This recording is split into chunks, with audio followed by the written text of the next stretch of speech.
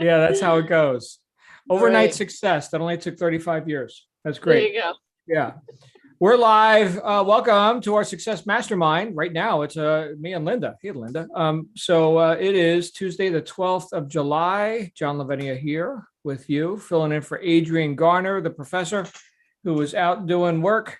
And glad to be here. Today we're gonna be talking about letting go of erroneous thoughts. So I'm excited about that. Thank you, Linda, for introducing the topic.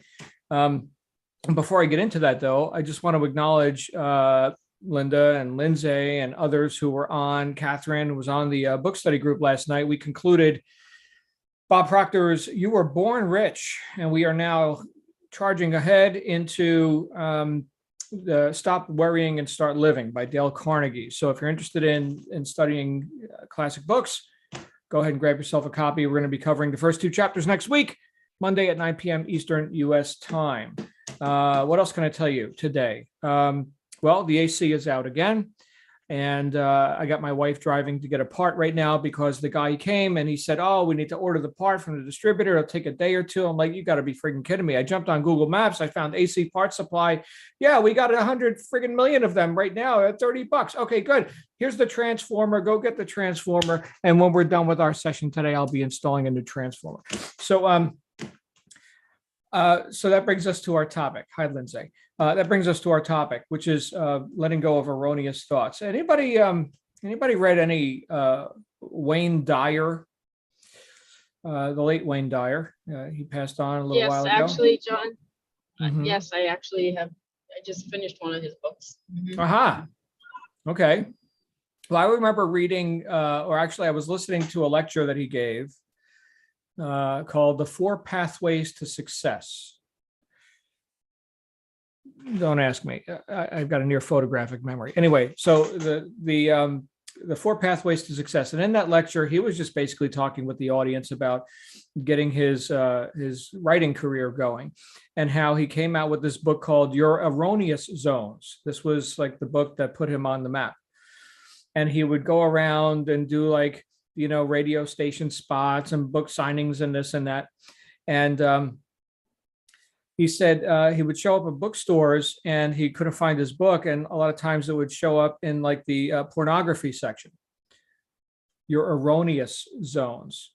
And because people, read the word, right? It said erroneous, not erogenous. Okay. Erroneous zones. And he said it would be, right there next to, the pizza guy always delivers, or, some of these others. But he was pushing this book out a lot, and the premise of the book, as you can get from the title, is that there are areas of error, zones of error, where we can identify and confront and reinterpret or correct. So who doesn't have that? Right. That's the thing that comes up for me. I think one of the reasons why, Wayne, in his case, had a long career as an author is because he wrote about things that people could relate to from a personal development standpoint. But he also, in my experience of Wayne when he was around, was that he wasn't, like a dominating kind of figure. He was very relatable, once again. It wasn't somebody who you pointed the finger and said, you are the one with the problem. Because he had problems too. I'll tell you what, his life wasn't, perfection and all that. So letting go of erroneous beliefs. Last night we concluded that the book by Proctor, the final two chapters, Don't Think in Reverse, and the final chapter was The Vacuum Law of Prosperity. And in both of those chapters, there was a theme of letting go of the past. So don't think in reverse. Okay. So in that case, you could picture metaphorically, you could picture driving your car and always looking in the rear view mirror. Right. So that would not be productive if you want to, be efficient and get places. And yet so many people drag yesterday into today, hoping to create a better tomorrow. So attached to the way things were, or what should or shouldn't have happened, or whatever the story is about whatever meaning I'm adding to what events happened yesterday, even if I'm looking at present time circumstances and conditions and situations, which are the fruit of the decisions I made yesterday, that is still thinking in reverse. And Bob mentioned in the book that's a lot of people are afflicted by that, right? Bemoaning current conditions, which is another way of thinking in reverse. Okay, because these effects that we have, these circumstances, these conditions as they are now, are the effect of the decisions, the acts of commission or omission that we made in the past. The final chapter, the vacuum law of prosperity, similarly talks about creating a space for that which we want, and we can do this physically, and we could also do it mentally and emotionally, right? So physically, if you want a new piece of furniture, okay, we'll get rid of the furniture that's there now. I'm pointing to my black leather couch. There was nothing there before, and the vacuum was filled, right? Because now there's space for the new thing. Okay, but if I'm sitting there like with the couch I don't want, then there's not a space for the couch I do want. And Bob said, nature abhors a vacuum, right? So it's going to get filled. And if you keep thinking on the things that you want, it's going to get filled with that kind of stuff, right? So clear out that space. Now that's in the physical realm, and we can do this in our clothing closet. We can do this with various things around the house, creating space. But the mental space, right? So now, not so physical. Now we're getting into more subjective, thinking and potentially erroneous thoughts. What was presented in the book was that if you've got a garden hose, here's the metaphor, right? So you've got a garden hose, and the spigot is turned on, and so there's plenty of source, there's plenty of available water, but there's a kink in the hose, and so the effect that you're getting is just a little trickle, right? It's not optimal. So is it because of a problem with the source, or is it being filtered, diminished, reduced, diverted, stopped, right? Whatever. It's the latter, right? So the source isn't the problem. We get in our own way. And so that was being presented in the book, right? So when we think about erroneous thoughts, and Linda brought this up last night. She said, when I have a negative thought, I replace it with 3 positive ones. Okay. So think of it like mining for gold. Okay. So you're digging, you hit the rock. Okay. Well, we don't want the rock. All right. Well, dig until you get 3 pieces of gold. Right. So get past that rock. Next, get to that thing that does serve you. Now, this is not as easy as creating space in your clothes closet, which isn't easy either. A lot of times people, a lot of attachment to stuff, and there's that one garment that you haven't worn in 2 years, but you paid a lot of money for it, but it just doesn't feel right on you, and get rid of it. It could be a bit of, a bit of effort.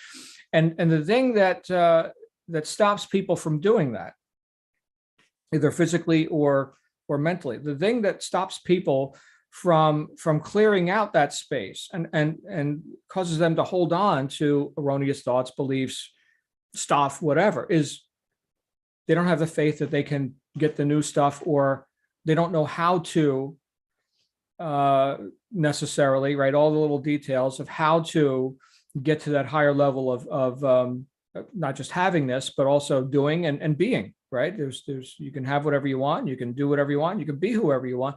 And yet, how do I accomplish all that? How do I become that? So therefore, let me clutch onto what I know. These familiar but erroneous, limiting kinks in the hose that allow me to at least be comfortable in my suffering. There was a time when I thought the more someone endures and suffers through stuff, the more admirable they are. Like suffering and high ethics were that was kind of a correlated. But you know what? that was before I got into a lot of personal development. Of course, I had a lot of erroneous ideas growing up in my youth and troubled youth at that. Okay, so what I had to do and have been doing for the last 35 years is looking at if my best thinking got me this far, but not further, then am I willing, and this takes guts, am I willing to abandon, to forsake some of my most cherished beliefs? Very uncomfortable. For me, I'll speak for myself. Yeah, it's been very uncomfortable because in my upbringing, right, there was a lot of like the guilt kind of stuff and the religious dogma and this and that. And, you know, I'm not even worthy to question things, right? That's how much I was worth. Don't even have an original thought. Now, I don't know if anybody else here can relate to that, but that was something that I experienced. And it took a lot of guts to even be willing to look at what programs am I running? In fact, whose life am I living? There is, I don't know if any of you have read a book, very, very popular book from 1950, Dianetics. And in this book, L. Ron Hubbard talks about something called valences, which is where, and definitely, you know, it's not an easy book to read, but it's one to dig into and really study. Pretty intense. But if you have, here's what he was talking about. If you have an authority figure, let's say you're a little Bobby, okay, little boy, and you know, here's mom and dad, and let's say mom and dad, you know, have whatever dynamics are going on in their relationship, and mom tends to be the dominant one. She is the, you know, the authority figure, or she wins the arguments and stuff like that, that we can go into agreement with that. I need to be more like mom. So because of that dominant, you know, characteristics, we tend to imitate those people who have won the battles, so to speak, even to our own detriment. This is something we can carry around forever and ever and ever, right? And if we don't look at it, we can't. I can't see, you know, what I'm not looking at. This could dictate a lot of the programming, the stuff that, you know, we think is how we go about life and survive in the world and all that. I mean, after all, mom did that. Back to Bob Proctor, he told a story of I don't know if any of you have heard him tell this story, but it was about cutting the ends off a ham. So when Bob got married, his wife would cut the ends off of a ham before putting it in the oven. Anybody know about this story? Yeah. So she would cut the ends off the ham, put it in the oven. And one day he asked, well, why do you do that? Well, you know, mom did that. And so then they were visiting mom, and well, mom, why did you do that? Well, you know, my mother did that, right? She cut the ends off the ham. And finally they got with grandma, and grandma, why do you cut the ends off the ham? And she said, well, I only had a small pan, you know, back in the day, and, you know, I couldn't fit the whole ham.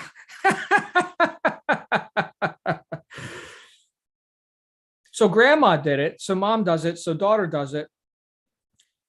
And it served grandma, right? There was cause for that, right? We're talking about geometry and distances.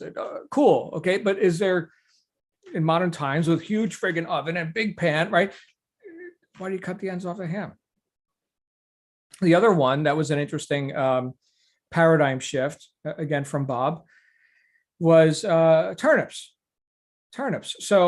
So when he got married, his wife, I guess from the South, right? Bob was from Toronto. His wife was from the South, and they ate turnip greens. And you know, up in the North, they would eat turnips, the root. Okay, and so, well, you know, we eat the root. You don't eat the greens. We feed those to the pigs. She said, no, we eat the greens. We feed the roots to the pigs. The whole time they could have been eating the whole damn turnip. So now these are innocent, benign, right? Nobody's going to die over the, you know, the turnip thing or cutting the ends off the ham, but they're erroneous nonetheless. So what's the answer then? Being willing to look. if we go to the source, to the root, right? What causes me to do this thing? And when they say this, I feel this way. Okay, why is that? We're getting deep now, right? So and some people get like all neurotic over this stuff. Oh, can you believe what they said to me? And they may not even have a second thought about it. It was totally innocent, but oh, you're taking offense, right? I remember reading one of the first self-help books I ever read was Handbook to Higher Consciousness by Ken Keyes Jr. A classic. I don't know if any of you have read that, but in this book, he said, you add suffering to the world just as much when you take offense as when you give offense. So think about that, right? Back to the idea of suffering, and that's somehow virtuous. So here I am taking offense. I'm adding suffering to the world. Why? Well, I'm part of the world, right? And so I'm choosing to assign meaning to this and get attached to it. And these are whose errors? My errors. And who gets to suffer? I get to suffer. And I'm part of the world. So I'm adding suffering to the world. And then other people confront me or avoid me. And what did I experience? Then a lack of unity, discord, adding suffering to the world. Now, that doesn't mean that any negative thought you have is erroneous.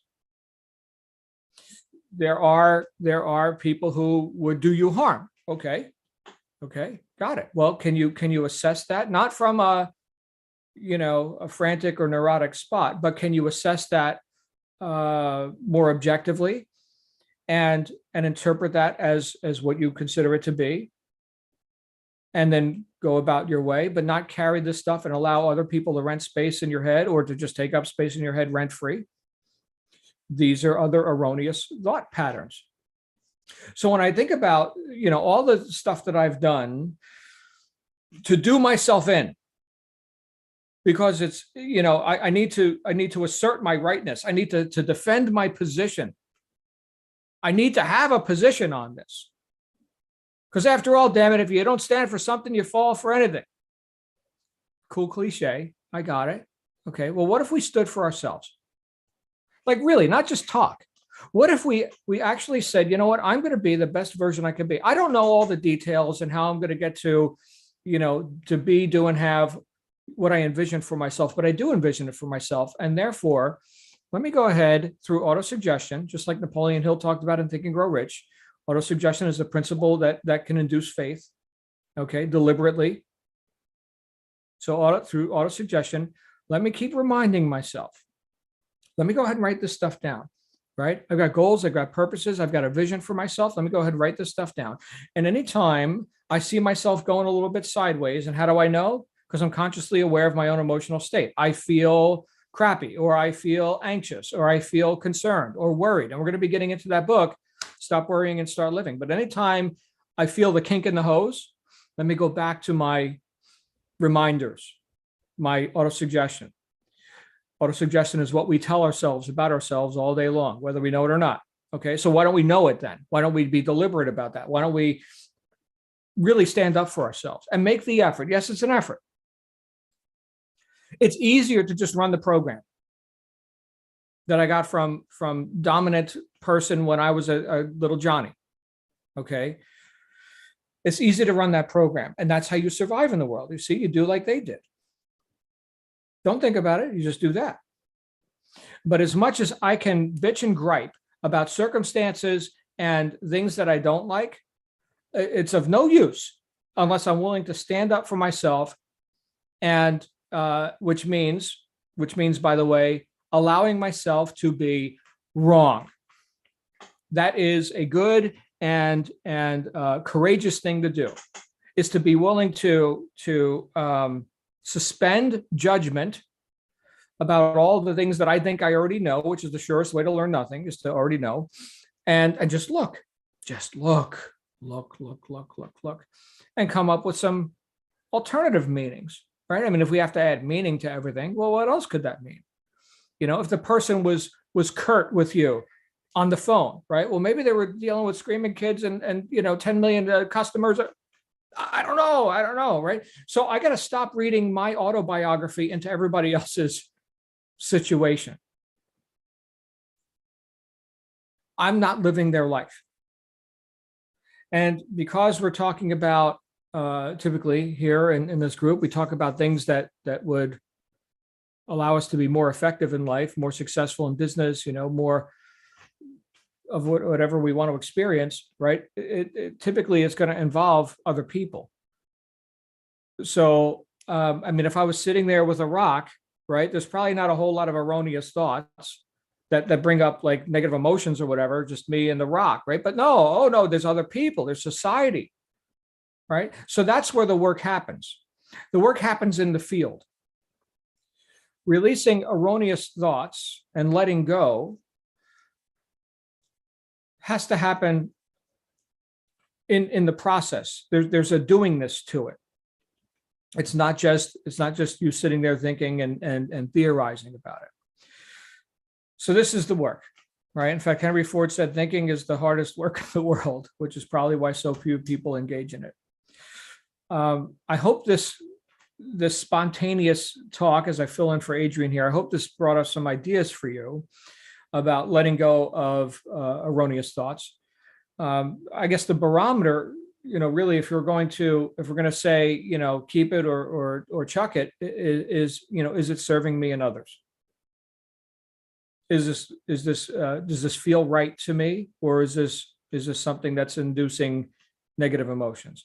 Is this purposeful in terms of my roles and goals on the planet and in interaction with other earthlings, or is it counterproductive? And so to be able to kind of quantify that, we're going to have to kind of get a little bit of distance so we can objectively look. We can't be, in the thick of it, as Steve Covey said, in the thick of thin things, right? We can't be in the forest and see the map, right? We gotta get above it a little bit. So, wow, there you go, Linda. 22 minutes.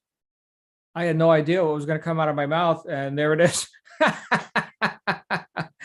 Letting go of erroneous thoughts. Linda or anybody else, you got some thoughts on this?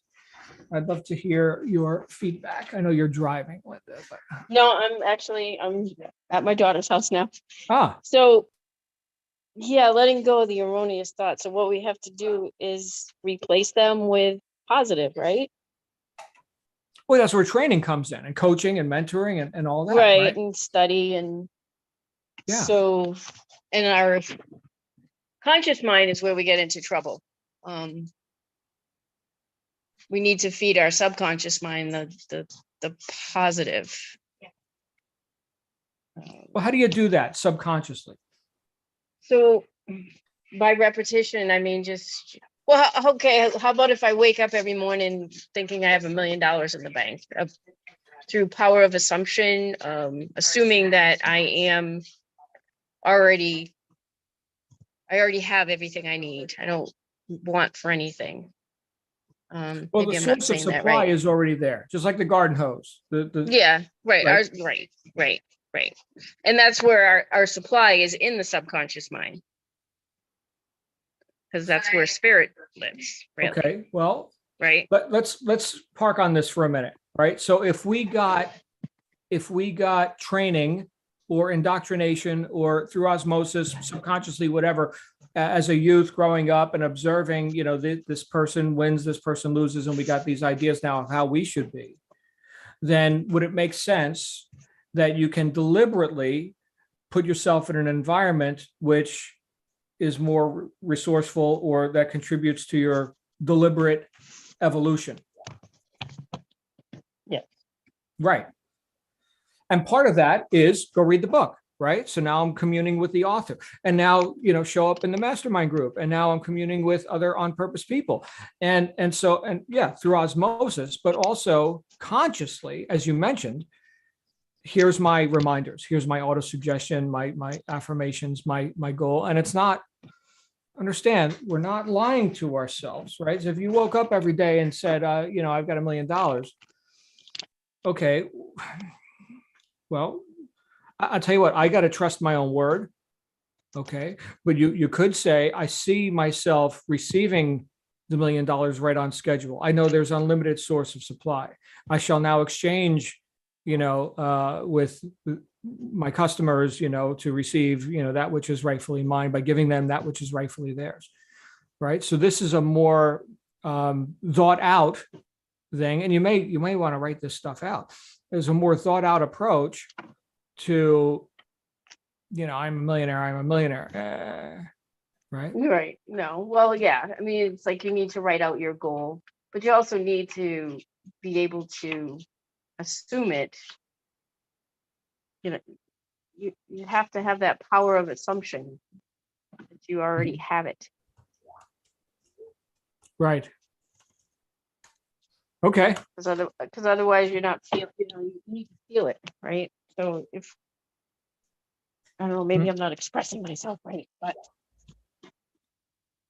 Okay. No, I mean, if I told you, if I, told you I just sent you $1 million, there's $1 million in the bank, how would you wake up tomorrow morning? Would you feel different than you do right now? I mean, maybe not you, but. Yeah, I would be thankful and inquisitive. Why? Wouldn't it take away your worry and your doubt? Who said I had worry and doubt? Well, I mean, I'm talking about myself now. Okay. Well, that's where we've got to get into, what? I'm glad we're going down this road with that new book, right? Well, it's not new to us, to our group. Stop Worrying and Start Living. I have a good feeling about this, Linda, and everybody. I've got a good feeling about this because we keep holding on. So many of us keep holding on to the past. And I'm not saying I'm totally free of anxiety and doubt and all this kind of stuff. But having studied as much as I have and having immersed myself in conversations like this as much as I have, I'm at least able to see when I'm doing it. And then I can make a choice. We can't solve a problem if we can't confront the problem. Right.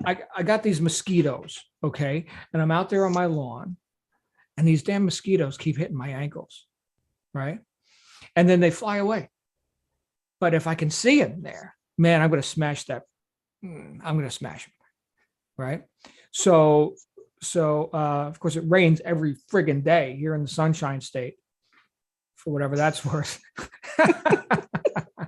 So these damn mosquitoes. But, I can't smash a mosquito if I can't see the mosquito. And I think, it's interesting that we bring this up because it could be an interesting metaphor, right? The amount of suffering over a mosquito can be totally blown out of proportion. Just like with our own, mind thoughts. I mean, back to Linda and everybody, right? Back to the idea of whose life are you living? Whose thoughts are these? Right. Yeah. Well, it's like I feel like I'm just about there, but it's just like there's something that's missing. It's like there's I don't know. It's I know there's a quantum leap around the corner. I can feel it, but there's just that something in my subconscious mind that's holding me back, and I don't know what it is. Okay, well, stop affirming. Like you said, I know, right? you keep affirming. Yes, no, you're right, John. And that's the thing. It's like every single day, it's like, ugh, stop it. That's why I try to replace it with a positive. Okay, so here's the one thing we can do right now. All of us, we can do that. If we hear ourselves affirming something in present time that we don't want, all we got to do is shift time. I have been, or I have had, and it may have been 20 seconds ago, but that's still the past. Stop bringing it into present time. Yep. But we got to be conscious, right? We can't fix it if we can't see it. Correct. So that's why I'm putting your attention on. Oh, Linda, you did it again. But we all do this, right? So right. No, and I find myself catching myself more and more, which is good. It means there's forward movement and growth and awareness. Right. Well, something I wrote about in Integrity is Everything is where I would get a call from somebody like a business associate or something. Oh, I'm struggling with. Whoa! Stop right there. I'm struggling with. I can't help you. Now, if you have struggled with, okay, that gives us context, but let's not keep this in present time, right? Let's let the dead bury the dead, because we're going to solve this problem right now. And it may be on a gradient, right? It's not like, complete 180. Sometimes it is, right? If somebody's doing like, really erroneous stuff, right? But if it requires, a habit, right? A steady increase of resourceful action, then let's go ahead and put those pieces in. But again, I say integrity is everything. Yeah, I can know the answers. I can know the intellectually, right? I can have, just like we all read these books, right? Linda, Janet, we're going to Janet out here next, but we can all read these books and intellectually get an understanding of it. Oh, that's great. Yeah. And then not use it because it's uncomfortable. Mm. What do you think, Janet? Well, so I agree, the present time things start there. I used to think that something. I don't anymore. You're right, John. Shift the time. Don't keep living in it. Don't keep feeling it. Linda, you talked about the emotion of something, and you're right. It's like, and I don't even really like the I see myself doing. I like the I am doing, I am feeling, this is what's going on right now. And whether you can touch it yet or not, but being present in the emotion of it, because that's what moves us, right? So whatever it is, wow, I feel so great. I have $1 million or for you, $1 billion in my bank account. I just feel so great. I'm just so happy about this. I am. That's the strongest statement we have. I am. And so being in that, not seeing myself, that's a little remote. I am strong, right? And when we catch ourselves in things and they are subconscious, there are various ways to make that. Let me think. There's a thing that you can think, oh, I just saw myself doing what my mom did, who was the strong person in the family, and but I think maybe she was overbearing with it. So I don't want to be an overbearing person. I'm trying to come from where we are. So it's like, so take that image, make it from color into black and white, make it small, push it to the end of the room, really, really get rid of it, minimize it, move it to the mountains, get rid of it, make it tiny, make it no more. I used to think that being a strong person meant this. Now I know better. Now I can feel free with being able to choose. I don't have to respond to it this way or that way. I can be free in the moment. Right. So I think these are all things you're both saying, but just to reiterate it. Awesome. Thank you, Janet. Always good to see you. Thank you. Good times. Anybody else? Got Catherine and Daisy and Edward and Lindsay and any other thoughts on this? Letting go of erroneous thoughts. I think, we really need to know they're erroneous. I mean, Well, that's the thing. That dress that I will fit into again one day, that I really liked. Yeah, maybe and maybe not, but that is a tough one. I do form attachments a lot. Yeah, well, if you really wanted it, then you would get it.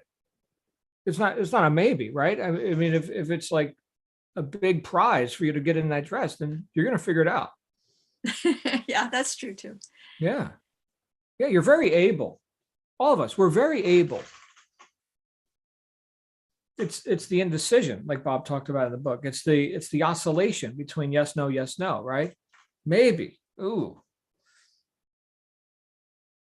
Anyway, love you guys. I don't see any other hot mics, so we're gonna go ahead and wrap up. I think my wife is back with the air conditioning transformer. So let me go install that and stop dripping sweat. Yeah. You'll feel better. It was my father's birthday yesterday. I called him and said, yeah, the AC's out. He's like, you living in Florida in July with no air conditioning? I'm like, yep. There you go. Life of luxury. So you see? Yeah. Anyway, love That's you guys. always Make it a great